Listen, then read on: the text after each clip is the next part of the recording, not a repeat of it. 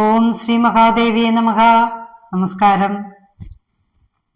ശ്രീലളിതാ സഹസ്രനാമ സ്തോത്രത്തിലെ 806 മുതൽ 837 വരെയുള്ള നാമങ്ങളുടെ അർത്ഥങ്ങളാണ് നമ്മൾ ഇന്ന് അറിയാൻ പോകുന്നത്. ആദ്യം നമുക്ക് ആ ശ്ലോകം ഒന്ന് ചൊല്ലാം. ഓം ഗുരുഭ്യോ നമഃ. ഓം ഗംഗണപതേ നമഃ. ഓം ശ്രീ പരാശക്തിയേ നമഃ.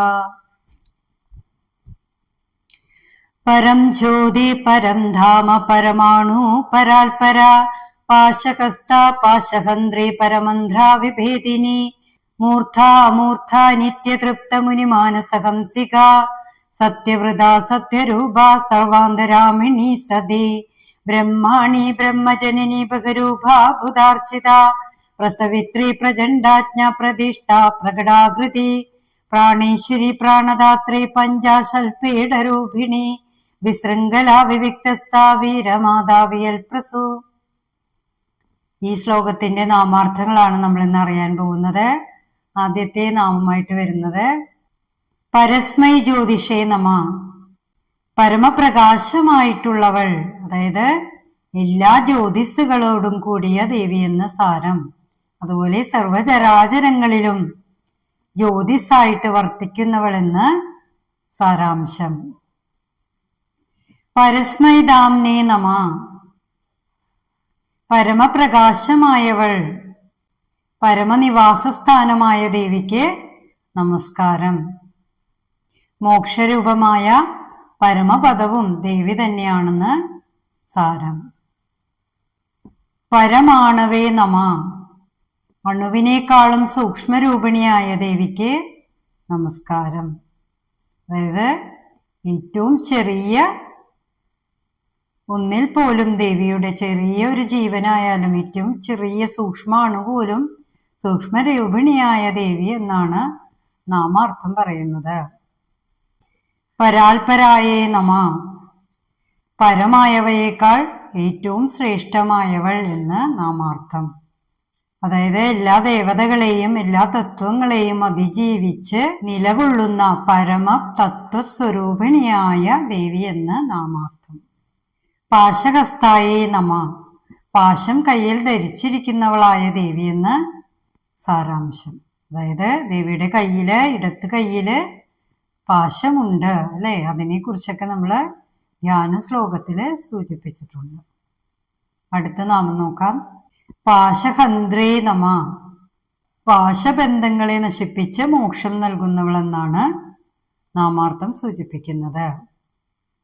പരമന്ത്ര വിഭേദിന്യേ നമ, ആഭിചാരകർമ്മങ്ങൾ, ക്ഷുദ്രദോഷങ്ങൾ അങ്ങനെയുള്ളവയിൽ നിന്നെല്ലാം രക്ഷിക്കുന്നവളാണ് ദേവി എന്ന് സാരാംശം. ശ്രീലളിതാ സഹസ്രനാമം ചൊല്ലുന്നവർക്ക് അങ്ങനെയുള്ളതൊന്നും ഏശുകയില്ല എന്നും കൂടെ പറയുന്ന നാമമാണത്. അതായത് ക്ഷുദ്രദോഷങ്ങൾ, ആഭിചാരദോഷങ്ങളൊന്നും ഏൽക്കില്ല എന്ന് സാരം. അപ്പൊ അതാണ് പരമന്ത്ര വിഭേദിന്യേ നമ എന്ന നാമം കൊണ്ട് അർത്ഥമാക്കുന്നത്. മൂർധായേ നമ, മൂർധായ എന്ന് വെച്ചാൽ നമ്മൾ കാണുന്നതും അനുഭവിച്ചറിയുന്നതും കേൾക്കുന്നതും എല്ലാം തന്നെ ദേവിയുടെ രൂപം തന്നെയാണ്. അങ്ങനെ വ്യക്തമായ രൂപം ഉള്ളവൾ എന്ന നാമാർത്ഥമാണ് മൂർധയേ നമ എന്ന നാമം കൊണ്ട് അർത്ഥമാക്കുന്നത്. അടുത്ത നാമം അമൂർധയേ നമ എന്നാണ്. അത് പ്രകടമാകാത്ത തരത്തിലുള്ള ദേവി എന്നാണ് സാരാംശം. അത് നമുക്ക് അനുഭവിച്ചറിയാനേ കഴിയുള്ളൂ, നമുക്ക് കാണുവാനോ കേൾക്കുവാനോ സാധിക്കില്ല. അതായത് ഇന്ദ്രിയങ്ങൾക്ക് അതീതയായ ദേവി എന്ന് സാരം. നിർഗുണ നിരാകാര പരബ്രഹ്മസ്വരൂപമായവൾ എന്നാണ് അമൂർധായ എന്ന നാമം കൊണ്ട് അർത്ഥമാക്കുന്നത്. അനിത്യതൃപ്തായേ നമ,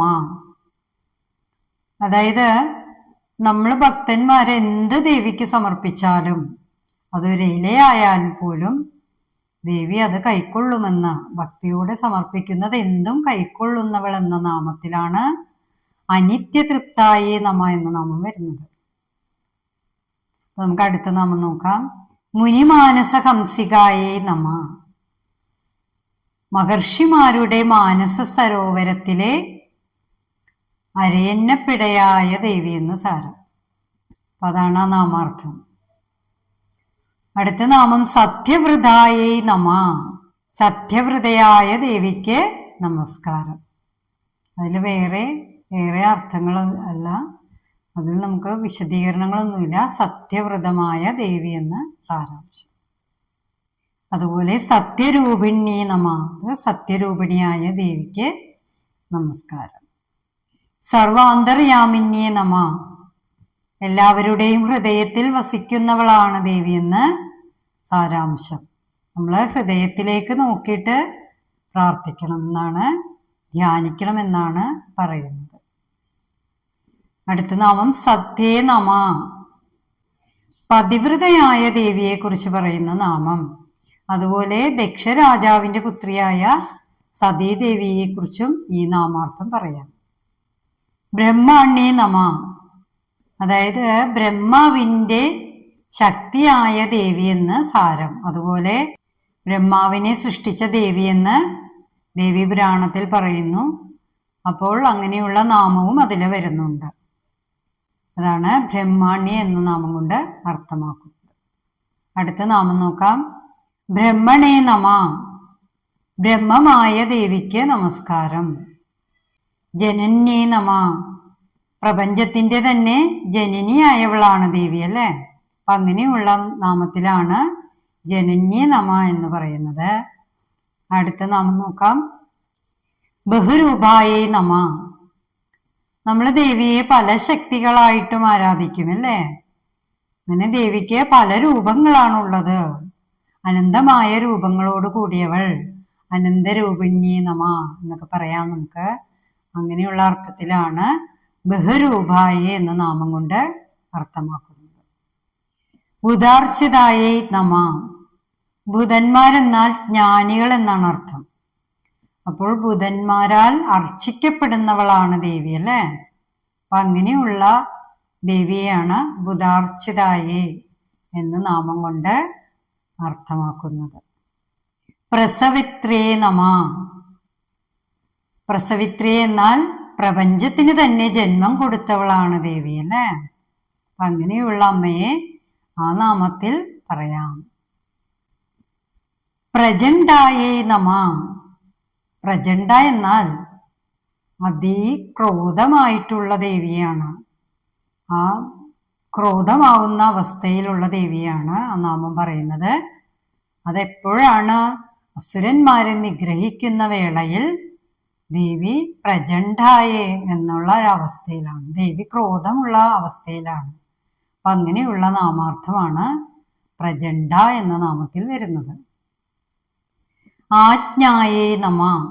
ആജ്ഞാരൂപിണിയായ ദേവി എന്ന നാമാർത്ഥം.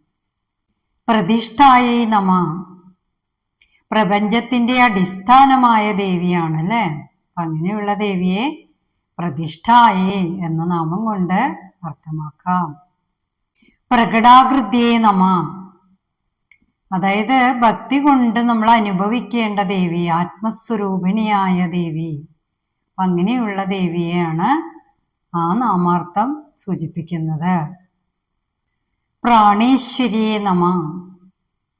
ഇന്ദ്രിയങ്ങളുടെ അധീശ്വരിയാണ്. പഞ്ചപ്രാണങ്ങൾക്കും ഈശ്വരിയായിട്ടുള്ളവളെന്നും നാമാർത്ഥം. നമ്മുടെ പ്രാണന്റെ എല്ലാം ഈശ്വരിയാണല്ലേ ദേവി. അപ്പൊ അങ്ങനെയുള്ള ദേവിയാണ് നാമാർത്ഥം സൂചിപ്പിക്കുന്നത്. അടുത്ത നാമം നോക്കാം. പ്രാണദാത്രേ നമ. എല്ലാ ജീവജാലങ്ങൾക്കും പ്രാണൻ നൽകുന്നവളാണ് ദേവി അല്ലേ. അങ്ങനെയുള്ള നാമത്തിലാണ് പ്രാണദാത്രേ നമ എന്ന് പറയുന്നത്. പഞ്ചശൽപീഠ രൂപിണ്യേ നമ.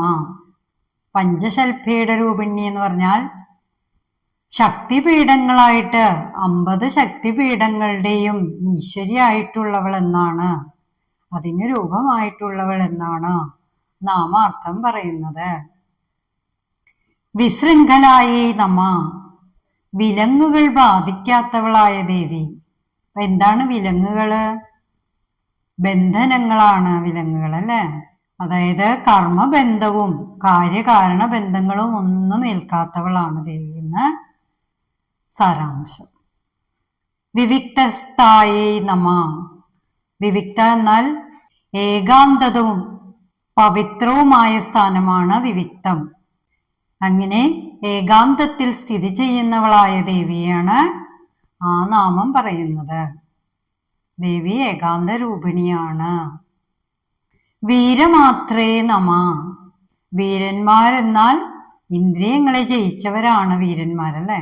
അപ്പൊ അങ്ങനെയുള്ള വീരന്മാരെയാണ് ഉദ്ദേശിക്കുന്നത്. അങ്ങനെയുള്ള വീരന്മാർക്ക് അമ്മയായവൾ, അതുപോലെ ഗണപതിയുടെ മാതാവായവൾ എന്നും ആ നാമാർത്ഥമുണ്ട്.